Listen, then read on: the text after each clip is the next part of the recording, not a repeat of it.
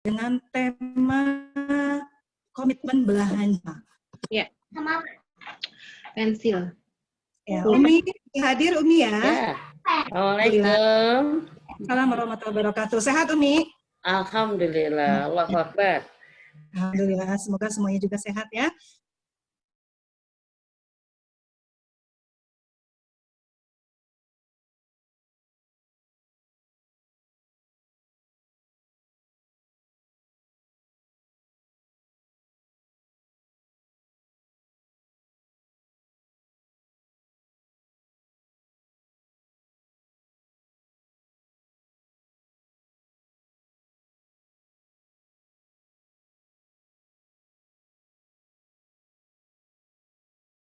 وخلق منها زوجها وبث منهما رجالا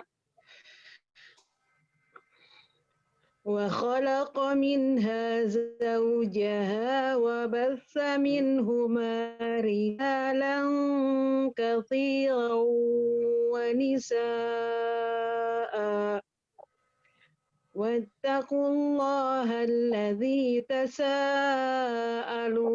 به والأرحام إن الله كان عليكم رقيبا بسم الله الرحمن الرحيم ومن آياته أن خلق لكم من نفس ومن آياته أن خلق لكم من أنفسكم أزواجا من أنفسكم أزواجا لتسكنوا إليها وجعل بينكم مودة ورحمة إن في ذلك لآية لقوم يتفكرون. Aku berlindung kepada Allah dari godaan setan yang terkutuk. Dengan nama Allah yang Maha Pengasih, Maha Penyayang. Wahai manusia, bertakwalah kepada Tuhanmu yang telah menciptakan kamu dari diri yang satu, yaitu Adam, dan Allah menciptakan pasangannya Hawa dari dirinya. Dan dari keduanya Allah memperkembangbiakan laki-laki dan perempuan yang banyak. Bertakwalah kepada Allah yang dengan namanya kamu saling meminta. Dan perihalalah hubungan kekeluargaan. Sesungguhnya Allah selalu menjaga dan mengawasimu. Dan di antara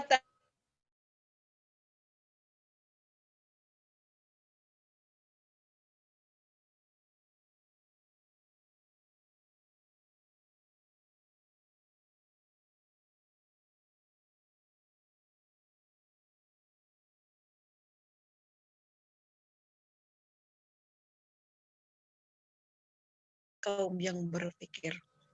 Dengan nama Allah yang Maha Pengasih lagi Maha Penyayang. Terima kasih Teh Anit. Sadaqallahul azim. Assalamualaikum warahmatullahi wabarakatuh.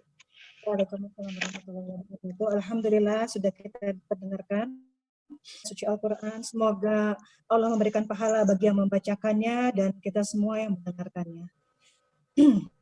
Baik, alhamdulillah. Untuk lebih banyak lagi kesempatan Umi untuk memberikan ilmu yang sangat banyak nih. Ya Umi sudah siap? Mangga Umi, silakan mic-nya di mute supaya suara Umi lebih terdengar dengan jelas. Mangga Umi. Ya nuwun Teh Anet. Bismillahirrahmanirrahim. Assalamualaikum warahmatullahi wabarakatuh. Amin ya Allah ya Rabbal alamin. Alhamdulillah, alhamdulillahilladzi arsala rasulahu bil huda wa dinil haq liyudhhirahu wa kafa billahi syahida. Asyhadu an la ilaha illallah wahdahu la syarikalah wa asyhadu anna Muhammad abduhu wa rasuluhu la nabiyya ba'da. Allahumma sholli wa sallim wa barik ala Muhammad wa ala alihi wa sahbihi asmain. Alhamdulillahirabbil alamin. Umi bersyukur siang ini bisa bertemu kembali dengan teman-teman semua yang Umi cintai karena Allah di Majelis Taklim Taman TC 8. Mudah-mudahan setiap pertemuan kita selalu ada kebaikan di dalamnya, selalu ada pahala terlimpah sebagai balasannya, ada ilmu yang menjadi hidayah, yang menjadi bekal bagaimana kita lebih baiknya menjadi hamba Allah, khususnya menjadi bekal bagaimana kita mampu membangun rumahku, surgaku. Salah satu komponen rumahku, surgaku adalah bagaimana kemarin kita sudah membahas, kita punya visi dan misi yang kuat dan jelas, dan kita memiliki satu komitmen sekarang ya sebagai belahan jiwa. Karena visi misi ya sebaik apapun kalau tidak dijalankan bersama oleh suami istri dengan visi sebagai belahan jiwa, itu maaf menjadi sia-sia ya. Membangun keluarga sakinah kewajiban bersama suami istri. Allah telah menyatukan suami dan istri menjadi pasangan yang halal kebersamaannya, yang diridhoi kebersamaannya melalui pernikahan saat dikatakan sah ya. Dan saat Allah menyatukan dua jiwa ya, suami dan istri, ternyata tidak menjadi dua. Satu ditambah satu tidak dua, tapi ternyata satu ditambah satu menjadi satu ya. Karena ternyata apa? Satu bagian ya menjadi melebur ya, sehingga kita dan suami kita itu tidak menjadi dua bagian yang terpisah, tapi kita dan suami kita telah menyatu menjadi belahan jiwa. Nah, masalahnya hari ini adalah apakah setiap suami istri punya komitmen bahwa kita harus bisa menjadi belahan jiwa ya atau maaf ya, atau kita merasa dengan orang lain ya. Allah telah menyatukan kita dalam satu ikatan yang kuat dalam pernikahan, itu adalah misaqan ghalizah, ikatan yang sangat kuat ya. Allah telah mengikatkan kita dengan ikatan yang sangat kuat. Dengan kenapa? Karena dengan ikatan yang sangat itulah kita akan mampu bersama pasangan kita menjalankan perintah Allah dalam pernikahan kita ya, menjalankan hukum-hukum Allah dalam pernikahan kita sampai kepada baiti jannati ya. Kemarin kita sudah sampai kepada pembahasan visi dan misi ya. Dan sekarang ya, bagian dari penentu utama bagaimana visi, oleh siapa visi misi itu dijalankan, oleh suami istri yang mampu menjadi belahan jiwa. Umi, apakah gitu ya semua suami istri itu belahan jiwa?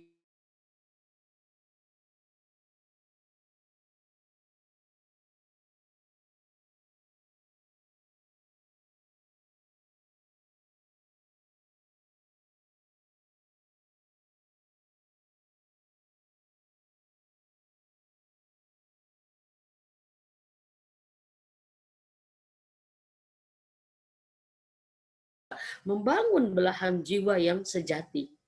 Maka ini adalah satu komitmen bersama ya. Maaf, sekarang ini nanya sama teman-teman semua. Di mata teman-teman, suami kita itu sebagai apa? Ya. Suami kita itu sebagai apa? Ya kan?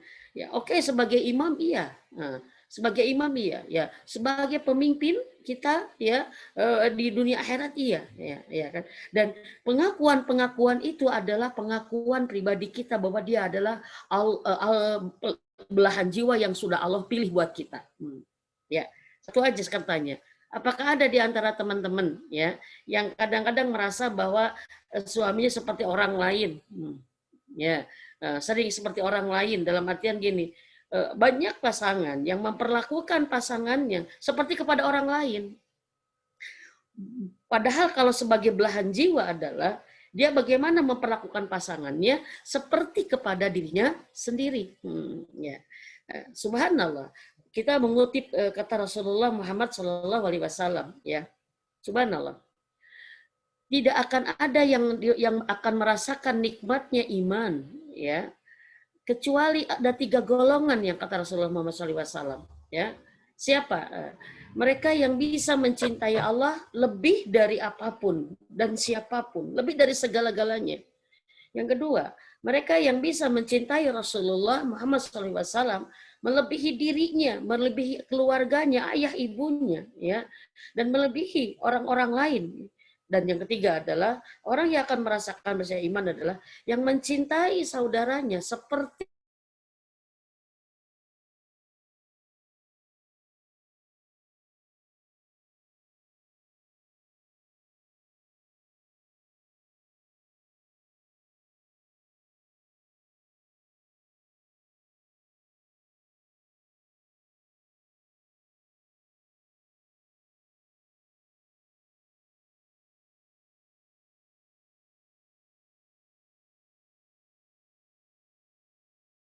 ya. Saya sebelah jiwa saya adalah dia, sebelah jiwa dia adalah saya, ya. Dan saya dan dia adalah satu ikatan yang telah Allah ikatkan dengan kalimat Allah. Maka itu adalah satu gambaran bahwa kita adalah menganggap pasangan kita belahan jiwa. Gimana Umi cirinya ini masuk ya? Komitmen sebagai belahan jiwa ini harus ada di dalam diri kita, ya. Harus ada di dalam diri kita bahwa kita dan suami kita ada pasangan, ya, pasangan yang telah Allah pasangkan menjadi belahan jiwa. Nah, komitmen untuk menjadi belahan jiwa satu, ya, di seseorang yang memiliki hubungan belahan jiwa tidak ada kesombongan dari sepasang jiwa. Tidak ada kesombongan dalam artian apa? Tidak ada pasangan yang merasa lebih dari pasangannya. Kami sudah bahas ya. Saat ada pasangan yang merasa lebih dengan pasangannya, maka itu akan menyebabkan dia tidak mengakui pasangannya adalah belahan jiwanya. Karena jiwa itu sama, jiwa itu. Saat satu jiwa, saat satu jiwa sebelah merasa lebih, maka akan terjadi apa? Akan terjadi peremehan, akan terjadi merendahkan, akan terjadi apa ya? Satu hubungan yang tidak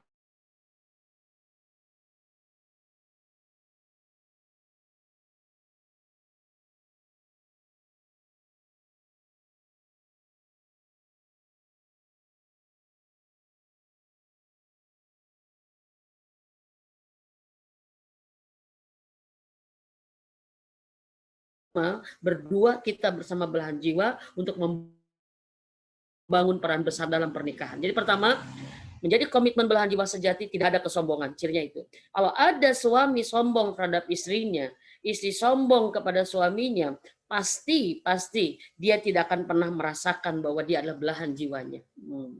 Jadi pahami teman-teman? Ya, satu.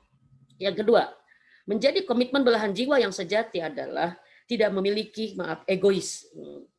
Di seorang hubungan yang belahan jiwa, ya, tidak ada sesuatu hal yang sifatnya adalah egois. Egois itu apa? Segala sesuatu menurut dirinya. Penilaian itu segala menurut dirinya. Kalau menurut dirinya penting, oke. Menurut dirinya baik, oke. Ya, tetapi kalau komitmen sebagai belahan jiwa, belahan jiwa adalah tidak ada aku, tidak ada keegoisan. Akhirnya tidak ada kamu dalam pasangan kita. Yang ada adalah kita. Nah, ya. Jadi komitmen sebagai belahan jiwa adalah tidak memunculkan keakuan. Ya, karena kalau suami banyak memunculkan aku, maka istri pun akan memunculkan aku. Dua ego bersatu itu tidak akan bisa meleburkan. Mereka egois adalah salah satu sekat yang tidak bisa menyatukan dua jiwa. Ya. Jadi egois adalah salah satu sekat yang menghambat, yang menghalangi meleburnya jiwa. Karena apa? Karena orang yang egois itu akan selalu memiliki jarak dengan belahan jiwa yang lain, yang suaminya atau istrinya. Kenapa? Karena dia ada keegoisan.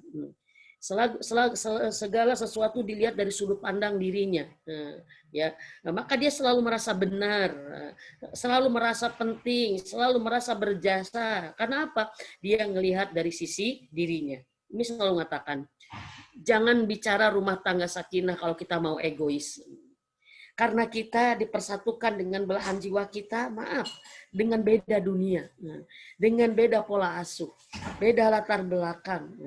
Saat kita melihat bahwa pernikahan kita hanya dari sisi kita saja, maka kita seakan-akan menganggap pasangan kita tidak ada. Teman-teman, nyaman nggak hidup dengan orang yang egois? Ya. Segala sesuatu dilihat dari sudut pandang dirinya. Kalau menurut dirinya nggak penting, nggak dilakukan. Kalau dirinya nggak mau, nggak dilakukan.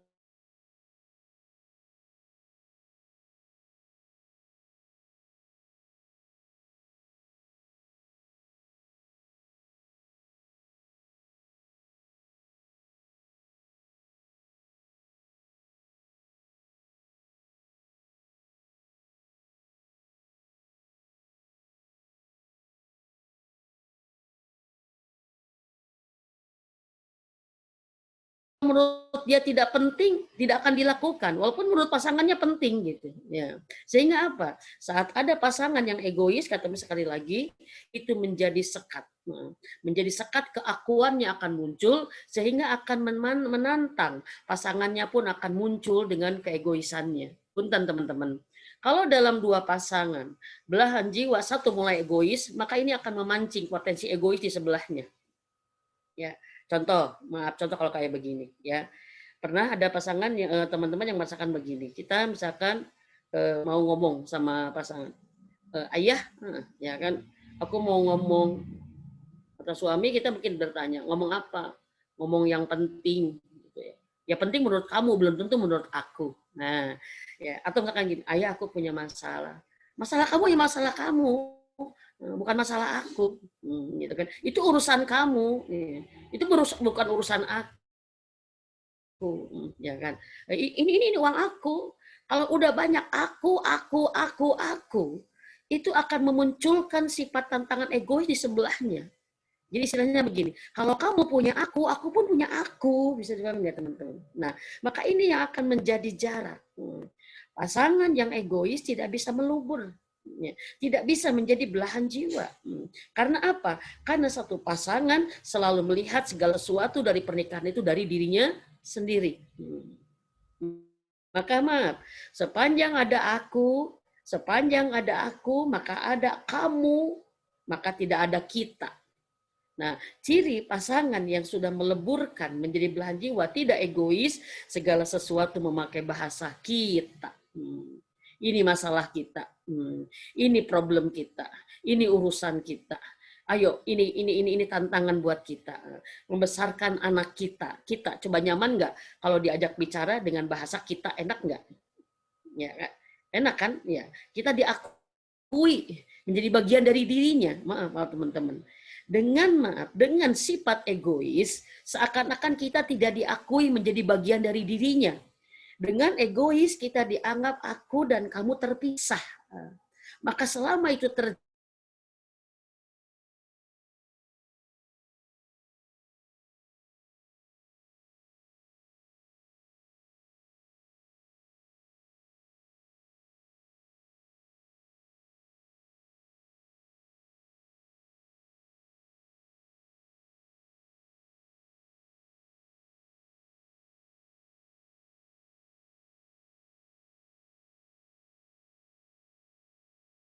maaf, kita tidak menjadi bagian dari dirinya, diri dia juga menjadi bagian dari diri kita.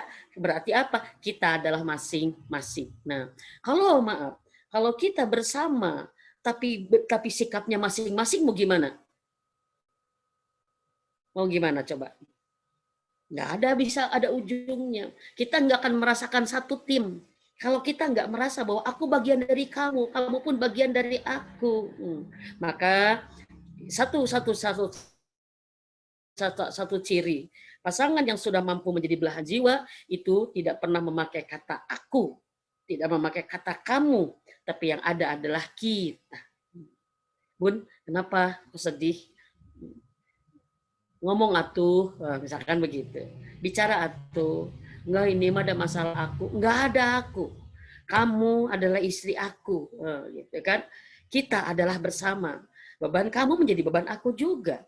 Masalah kamu menjadi masalah aku juga. Ya kan? Tekanan kamu, tekanan aku juga. Karena kita sudah disatukan oleh Allah. Maka tidak boleh ada di antara kita yang merasa ini urusan aku. Takut ngebebani, takut menjadi tekanan untuk kamu, takut menambah masalah untuk kamu. Tidak. Karena masalahmu adalah masalah aku. Subhanallah. Ini adalah saat egois ada, maka itu menjadi sekat kita untuk melebur menjadi satu. Saat egois ada, akan ada satu persepsi bahwa aku orang asing bagimu, aku orang lain bagimu, aku bukan siapa-siapa untukmu, dan aku tidak punya arti bagimu. Karena apa?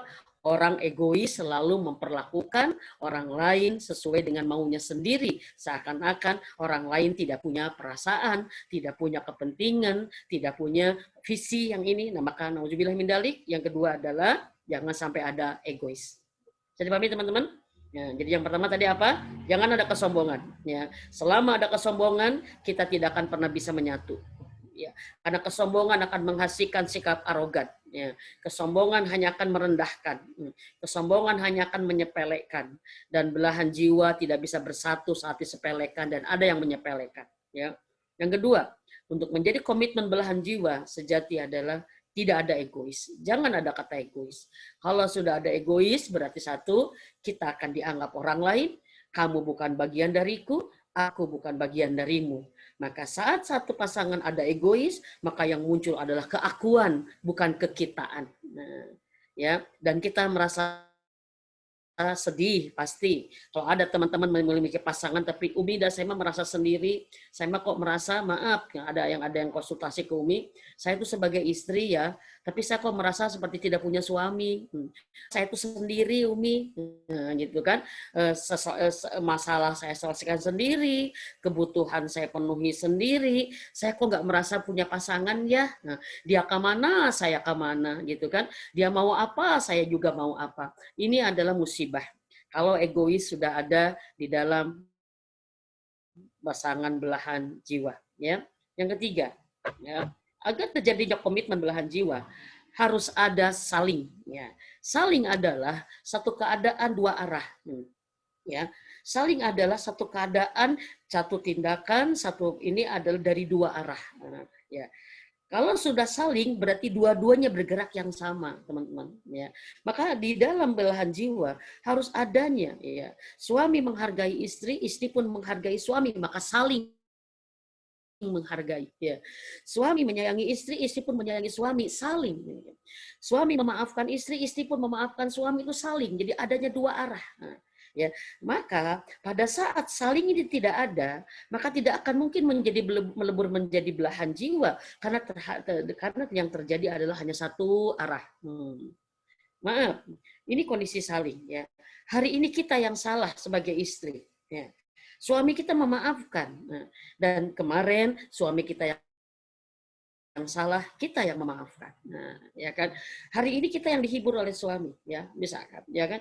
Dan kemarin suami yang dikuatkan oleh istri. Maka kalau sudah ada kata saling, ini yang menghebatkan. Nah, karena dua-duanya berperan yang sama, ya.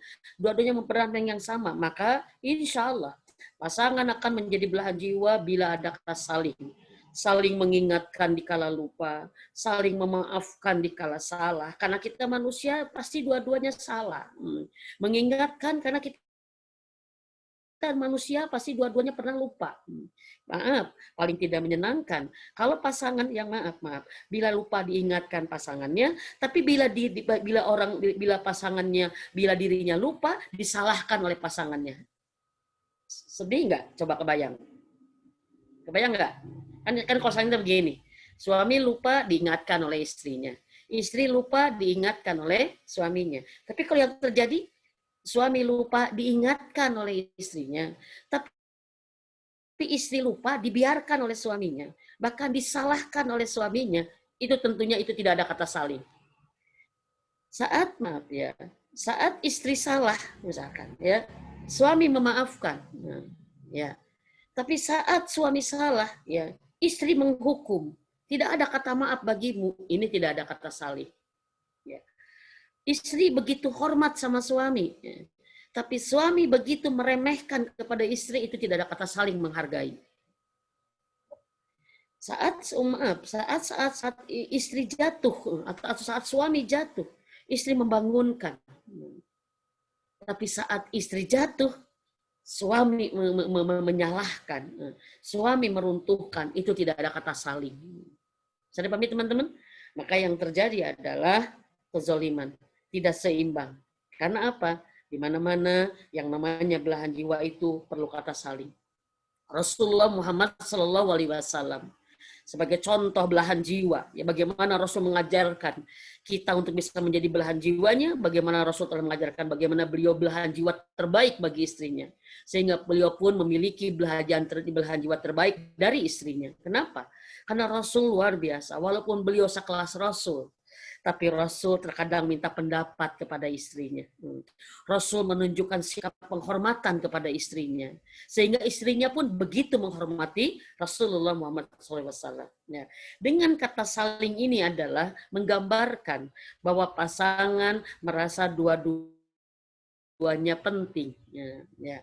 Kita saling itu menunjukkan bahwa kita solid, kita penting. Aku takut kehilangan kamu, aku nggak bisa tanpa dirimu. Maka itu ada terjadi dengan bentuk kata saling, teman-teman semua. Ya, saling menghargai, saling mensupport, saling menghibur, saling sedih, dan hati-hati teman-teman semua. Pada saat ada satu pihak memberikan terus yang positif, tetapi pihak pasangannya tidak membalas yang positif, bahkan negatif, ini menjadi ujian. Salingnya menjadi negatif. Contoh, istri merhatiin terus suami. Dari A sampai Z keperluan suami diperhatikan. Tapi suami tidak memperhatikan sama sekali. Cuek, tidak mau tahu. Maka kadang-kadang si istri menjadi membalas. Kemudian menjadi sama, tidak memperhatikan juga. Atau maaf misalkan, istri begitu lembut sama suami misalkan. Ya. Tapi ternyata suami kasar terus sama istri.